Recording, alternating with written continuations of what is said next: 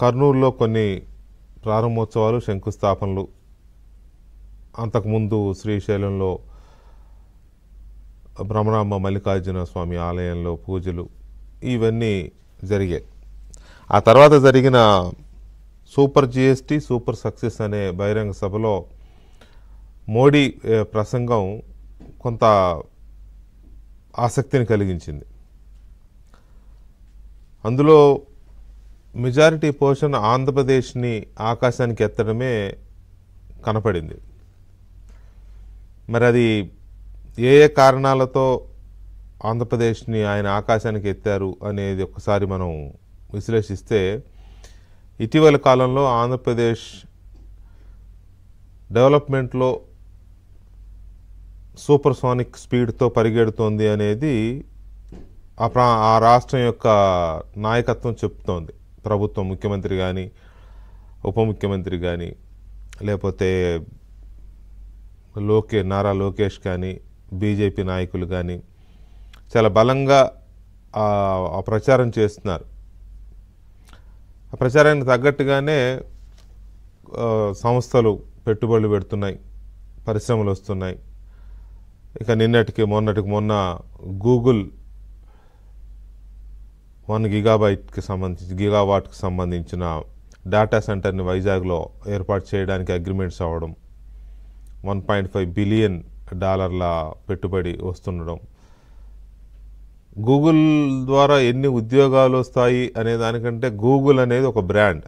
ఆ brand America తర్వాత మొట్టమొదటి డేటా సెంటర్ ఆంధ్రప్రదేశ్లో పెడుతున్నారనేసరికి ఒక వైబ్ క్రియేట్ అయింది. ఇది ఒక ఎకోసిస్టమ్ని క్రియేట్ చేస్తుంది అనేది ఒకటైతే, సబ్సీ కేబులింగ్, ఈ డేటా ట్రాన్స్ఫర్కి అవసరమైన సబ్సీ కేబులింగ్ వివిధ దేశాలకి ఉపయోగపడే విధంగా సముద్రం లోపల నుంచి కేబుల్ వేయడం అనే ఆ కాన్సెప్ట్ కూడా గూగుల్ ఓకే చేసింది. గూగుల్తో పాటు సిఫీ కూడా ఓకే చేసింది.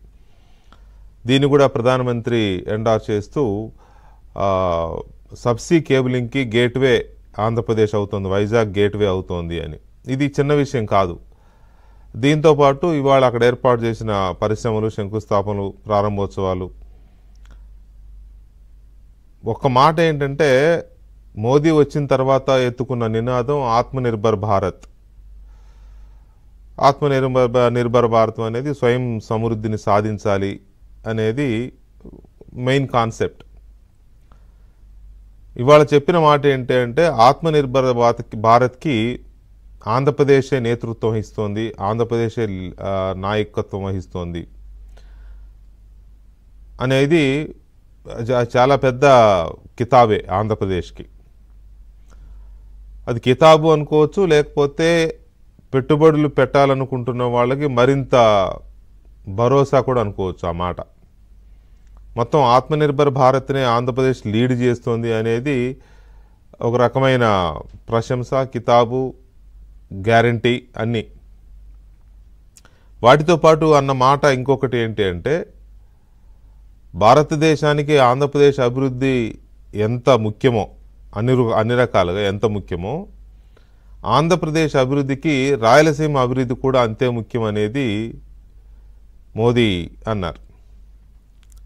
అంటే కర్నూలులో ఉండి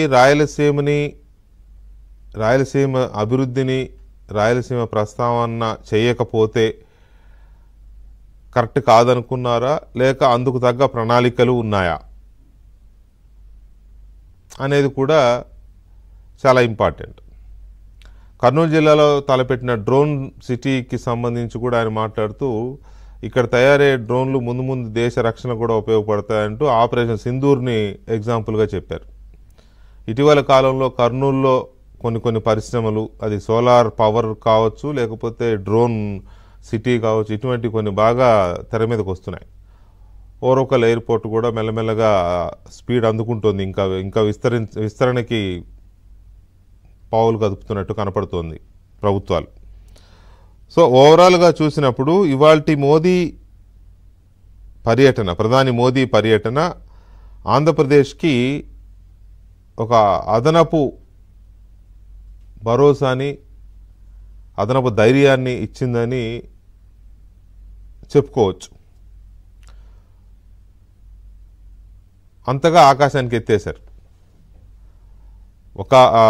ఎంత అక్కడ బీజేపీ భాగస్వామ్య ప్రభుత్వం ఉన్నా ఒక రాష్ట్రాన్ని అంతగా ఆకాశానికి ఎత్తడము, పైగా చంద్రబాబు నాయుడు నేతృత్వం వహిస్తున్న రాష్ట్రాన్ని ఆకాశానికి ఎత్తడం అంటే మనస్ఫూర్తిగా ఉండకపోవచ్చు వీటిని దృష్టిలో పెట్టుకొని. అయినా మరి అదేంటి అనేది చూడాలి. దాంతోపాటు ఇవాళ లోకేష్ కొంత ఆసక్తికరమైన ట్వీట్ చేశారు. They say Andhra food is spicy, seems some of our investments are too, some neighbours are already feeling the burn.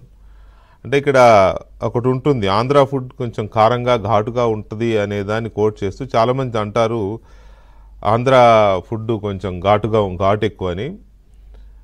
బహుశా మా రాష్ట్రానికి వస్తున్న పెట్టుబడులు కూడా అలాగే ఉన్నాయేమో. ఆల్రెడీ కొంతమంది పొరుగువారు ఆ మంటని అనుభవిస్తున్నారు అని. అంటే దాని అర్థం పొరుగు రాష్ట్రాలు కొంత కుళ్ళుకుంటున్నాయో లేకపోతే జలస్ ఫీల్ అవుతున్నాయో. నైబర్స్ ఎన్వి, గతంలో ఒక టీవీ యాడ్ అని ఉండేది కదా, నైబర్స్ ఎన్వి అని. సో అలాంటి ఒక కొటేషన్. ఒకవైపేమో మోదీ ఆంధ్రప్రదేశ్ని ఆకాశానికి ఎత్తేసిన పరిస్థితి, ఇంకొక వైపు Lokesh youngest state highest investments అనే హ్యాష్ట్యాగ్తో చేసిన ఈ quotation, Andhra Pradesh is neighbours envy అనే ఈ ట్వీట్, వీటిని మనం పోల్చినప్పుడు అంతగా ఆంధ్రప్రదేశ్ పరుగులు తీస్తోందా, తీయడానికి కారణాలేంటి, అక్కడున్న వనరుల, ప్రస్తుత నాయకత్వం యొక్క చొరవ, కమిట్మెంట్సా, ఇంకా ఏమైనా ఉన్నాయా కారణాలు, అలాగే లోపాలు విశ్లేషించాల్సినవి, సరిదిద్దుకోవాల్సినవి కూడా ఇంకేమైనా ఉన్నాయా? ఈ అంశాలన్నీ కొంచెం చర్చిద్దాం ఒక చిన్న బ్రేక్ తర్వాత.